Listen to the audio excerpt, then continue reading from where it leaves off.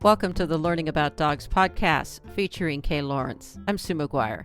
Today, we're talking about adaptations to build resilience. What do you want to build? We're talking about engaging with our learner. What is it that you want to build in a dog's so-called approach to learning? Well, the approach is my indicator that they are ready to learn. Yes, so I've said, I have got freshly cooked chicken. Would you like some? And that face tells me, you just let me know what I'm going to be doing, and I'll learn it, and I'll learn that chicken. And then during that moment where they say, I'd like to learn something, I'm going to have already decided, I've made a plan of what I want them to learn. And that is the shaping part. That is where we shape what they learn. We could use some sort of guidance. I could maybe put my hand on the dog in a certain way that asks them to move this way, or I could use the cup on a stick to ask them to follow that. That would be how I shape that learning. And then they earn the reward. So the gap between wanting it and getting it is where the learning is going to happen.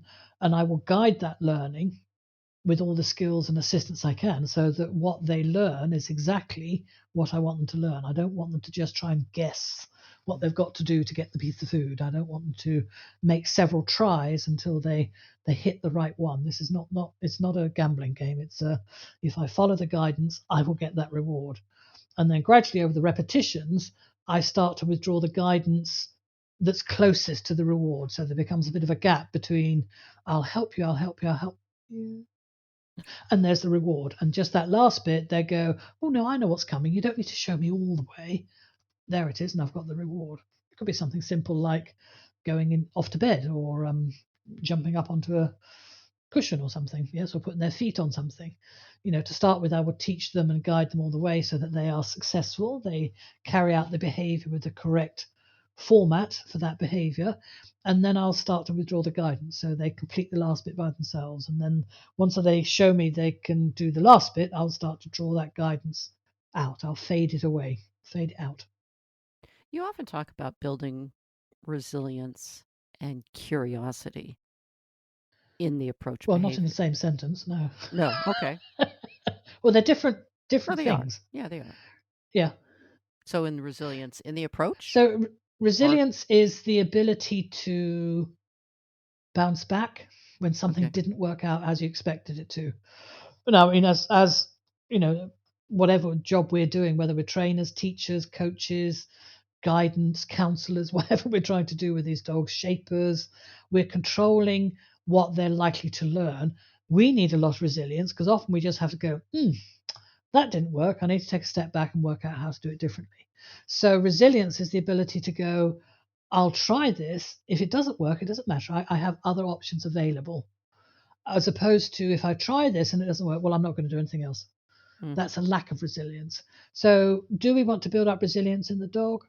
Absolutely. But this is done in the way we offer their success. It's not about asking them to fall down and get up again. We're asking them to maybe take one extra step towards something, or try a different route, or adapt what they've just learned so that they have more, a broader range of opportunities to actually gain the reward, so that they can step laterally to be able to get to the reward instead of just go straight to it. So I might be teaching the pup how to go to his bed, yes, or go to a mat that's ahead of him. And we'll ask him off to bed. He goes off to bed. Excellent. Come, get another piece of food, off to bed. And as I'm placing the food for him to come and collect it, it might just go behind a chair. So he's got his piece of food from behind the chair. Ooh, it's not a straight route now back to his bed. How am I going to get around that? Maybe if I go around this way. Yep, and he will work out, because I won't have put it so difficult that he can't succeed, just a little bit of a challenge to get back and repeat that behavior again. And he adapts what he's learned to be able to do it a slightly different way. And I will keep working on those adaptations to build his capacity for resilience, so that even though you don't get success first time, when you're setting up a new computer, you go, yeah, I know how to, and they go, oh, no. Because you only set up a new computer once every 5 years, you lose your resilience, because you become successful in everything you do. And then you go, this has changed. I don't know how to do it. I'm going to have to get somebody else to do it for me.